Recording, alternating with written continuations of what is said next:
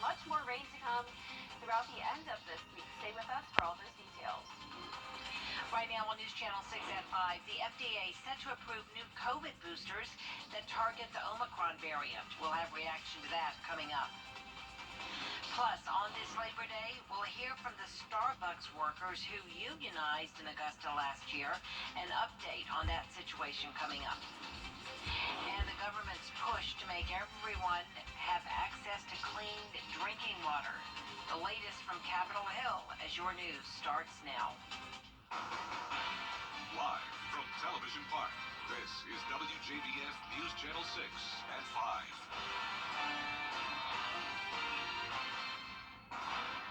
Good evening, everyone. Thank you so much for joining us. We hope you are enjoying your Labor Day. I'm Jenny Montgomery. Coverage you can count on begins with people 12 and older soon being able to get an updated COVID booster shot. News Channel 6's Denise Jefferson has more on how it could help protect against a surge in cases this fall. The CDC and FDA approved new Pfizer and Moderna booster shots will target the BA4 and BA5 Omicron subvariants. It's easier for these subvariants, BA4 and BA5, to escape our immune surveillance. The booster shots target the highly contagious BA5 subvariant, which the CDC says has been responsible for the majority of new COVID cases. The newer vaccines have some component that will look a whole lot more like the subvariants. They'll have protection against the subvariants so that we can get that efficacy up into the 70s or 80% range. The Pfizer shot is for those 12 and up, and Moderna is for people age 18 and older. Health officials hope the new vaccines will help prevent another surge of cases this fall. I think the biggest benefit will be to make it even less likely that someone's going to end up in the hospital. People could start getting the vaccine as early as this week. And then it's a matter of just manufacturing enough of them to be able to vaccinate those who want it. In Augusta, Denise Jefferson, Wjbf News Channel 6. The CDC suggests that people wait at least 2 months since their most recent COVID shots to get the latest round of boosters. This Labor Day, one man is reflecting on his attempt to unionize the place where he worked. Earlier this year, Jason Saxton and his co-workers at the Starbucks on Robert C. Daniel Parkway made the store the first unionized one of its kind in Georgia. But he says shortly afterward he was terminated. The group wanted better hours and better pay. He says he's still a rep for Starbucks Workers United and feels there's a lot of rebuilding that needs to be done. Workers built this country. You know, if it wasn't for workers, then you wouldn't have these companies. Starbucks wouldn't be as big as it is today without the workers. They wouldn't have those record-breaking profits that they, are getting over the past couple of years without the workers. Saxton says he is working as a stay-at-home dad and delivering food until he knows whether he gets his job back. He says many of the workers at Starbucks feel they can't afford the product they serve. Meteorologist Jennifer Tracci is here now, and Jenna, a wet start to our holiday today. That's right, and we aren't getting a break from the rain much at all this week. We'll continue to see more scattered showers and storms, just like what we're seeing now on Live Viper 6. For Columbia County, we do have this one heavy downpour right over Martinez and Cambridge right now, traveling into Edgefield County as well, some light showers. Augusta and Aiken now are dry, just dealing with the clouds, but also to the southeast of that, we are seeing some showers and storms producing some lightning strikes and very heavy rain down in Barnwell and even parts of Bamberg County around Denmark as well. So less populated area, fortunately, where all that lightning is, but we will continue to see some more heavy downpours and possible thunder and lightning throughout the next few hours. But as I mentioned, Augusta itself not looking too bad on our Terry Lambert Hyundai Skyview cam. Augusta Marriott view showing a mix of sun and clouds out there with temperatures in the mid to upper 80s. Sitting at 88 now at Bushfield, feeling like 95 though when you factor in the humidity. 84 right now over in Aiken. For our feels like temperatures, as I mentioned, it is pretty humid, so some of us are feeling like the mid 90s, even up to 99 degrees now in Sylvania and Swainsboro, where they've been mostly dry and sunny today.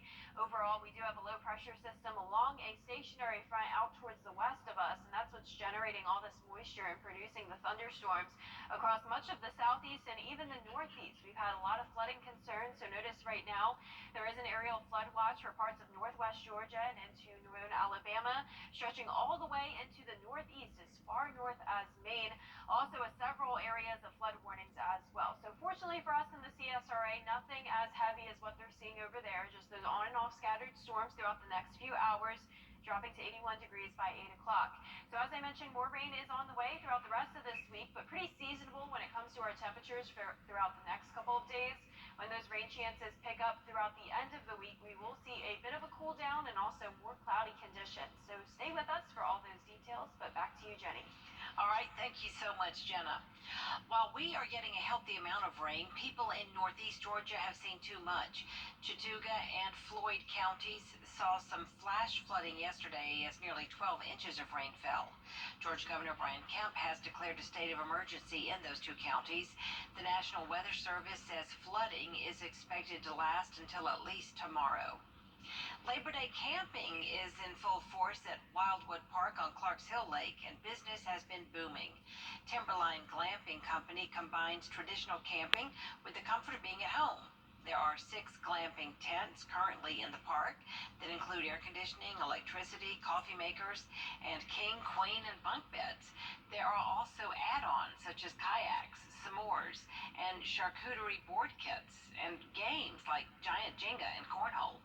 The manager of the company says it has seen an increase in glampers since its opening a year and a half ago.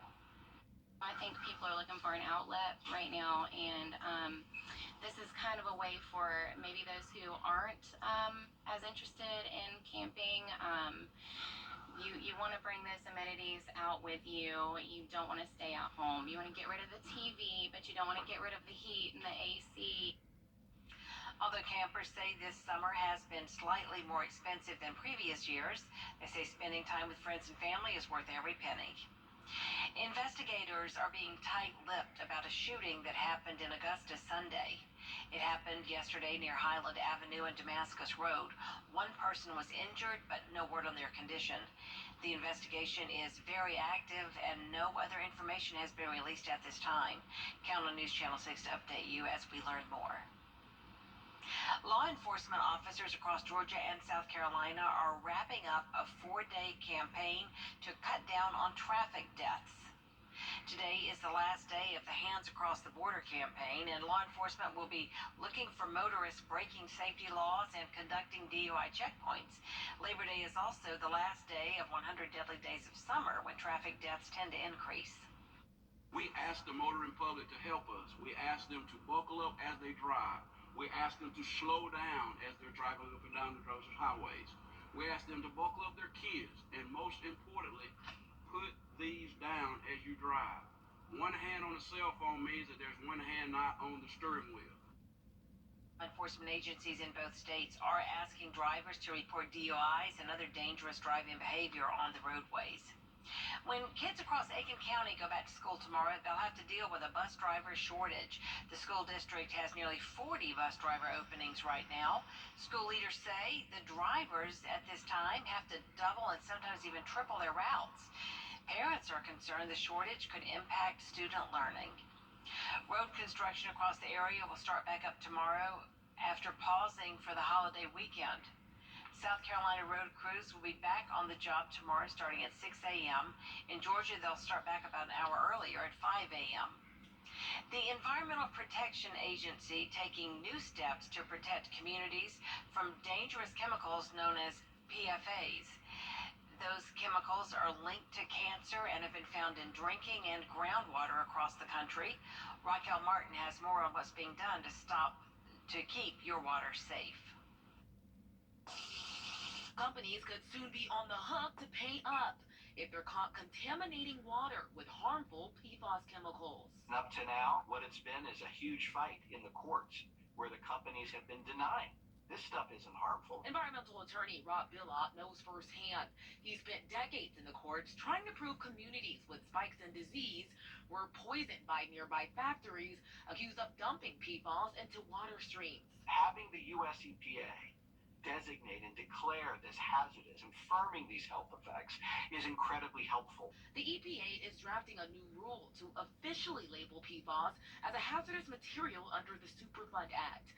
The designation would trigger faster cleanups and requires companies who make PFAS, also known as forever chemicals, to regularly report how much they're polluting. One of the most important steps that the EPA can take to address existing PFAS contamination.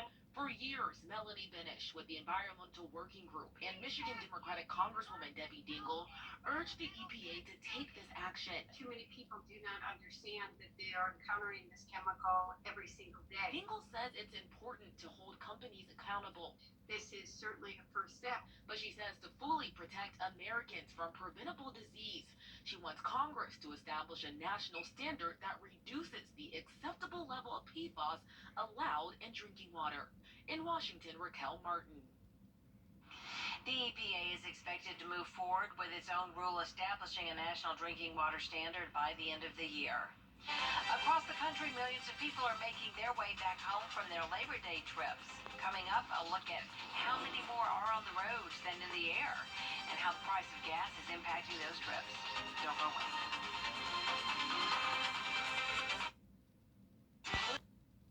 Living in the CSRA, it seems like there's always something new popping up. From places to live, eat, and shop, to what's happening around town. See it all each week on Local Living. Saturday morning at 9:30 on News Channel 6. Next Work for 6. Join our team today. Labor Day travel is back to pre-pandemic levels, but travel headaches abound as millions make their way home after the long weekend getaway. Alexis Christoforous has the story. For many Americans, the summer travel season is ending the way it started, with flight delays and cancellations.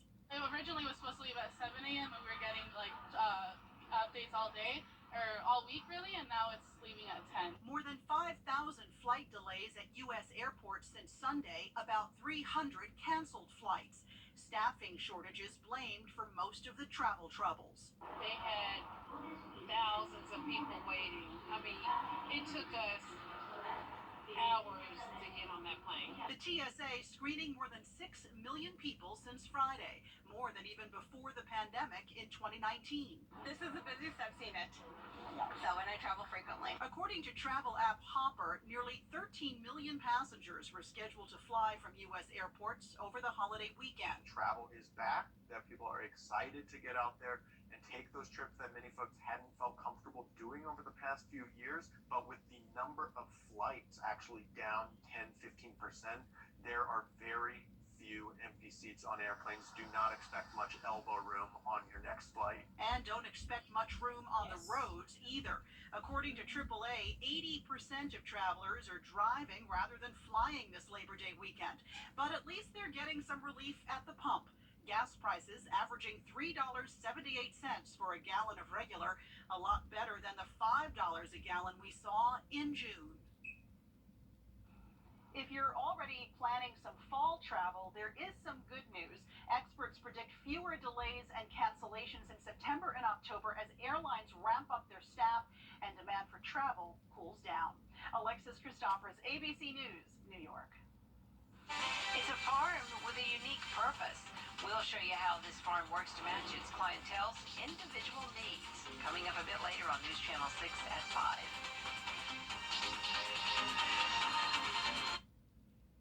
I'm attorney. Now, your most accurate forecast with WJBF Live 5/6. Good Monday evening and happy Labor Day. We've had some showers and storms around, producing some heavy downpours, especially in the southern half of the CSRA.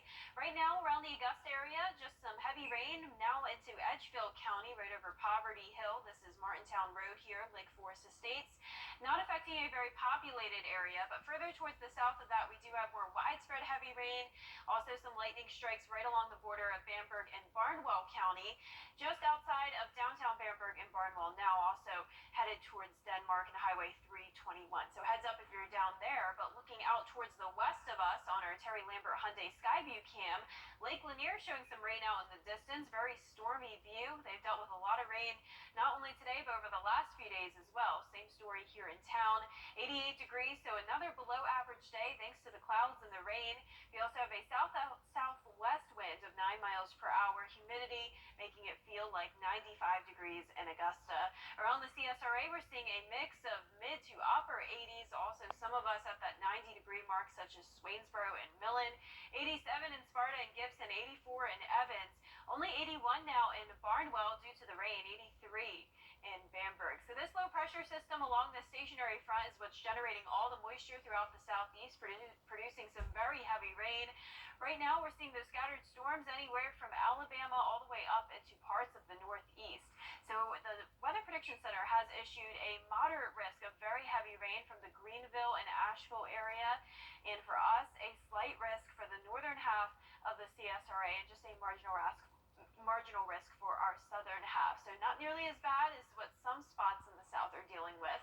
But speaking of the rain, we're also watching the tropics. Things are definitely firing up, but fortunately nothing is close to home, so none of these are of concern. Hurricane Danielle is still Category 1, but it's going to weaken to a tropical storm shortly due to being over cooler water. Also, Tropical Storm Earl is actually expected to strengthen as it moves over warmer water, staying quite a distance away from the United States, so that's very good news.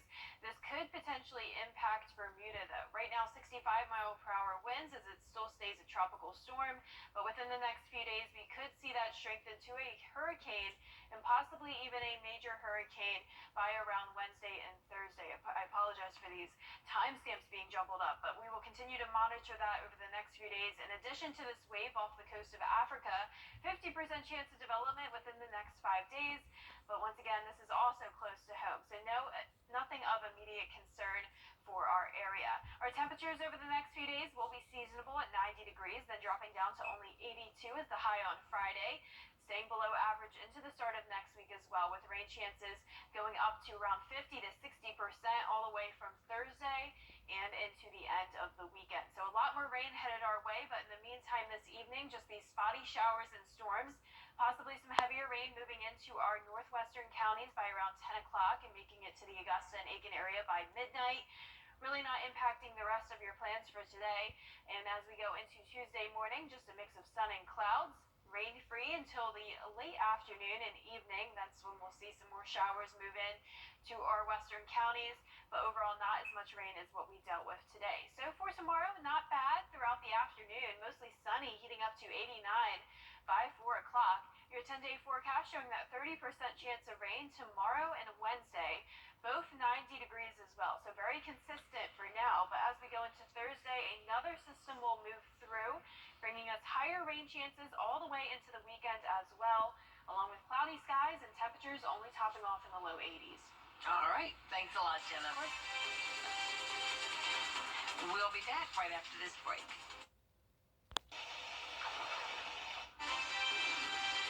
We are back at 6 o'clock, but count on News Channel 6 for more coverage you can count on at 5:30. Denise Jefferson is here now with a look at what's coming up. Right, thanks, Jenny. And coming up tonight on News Channel 6 at 5:30, highlights from an exclusive interview with Ukrainian President Zelensky. ABC's David Muir sitting down with him to talk about the latest from that war-torn country. And new information tonight in the Department of Justice's case against Donald Trump. The former president granted a special master to review documents in the case. What that means, coming up next.